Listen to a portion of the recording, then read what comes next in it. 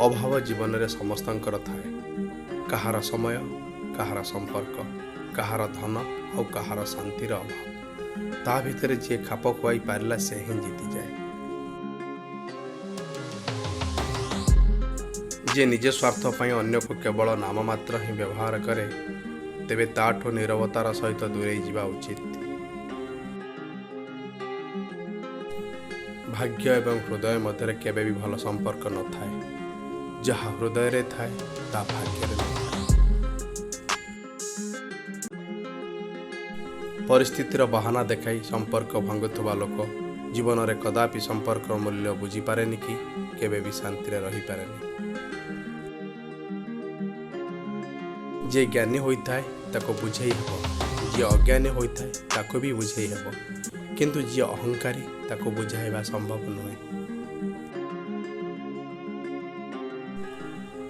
ए जीवन बहुत छोट, तेणु सेही मनुष्य सहित अधिक समय बितेया पई चेष्टा कर जे कि तुमको सब बड़े खुशी और भल पाइबा देवाकू चाहिए।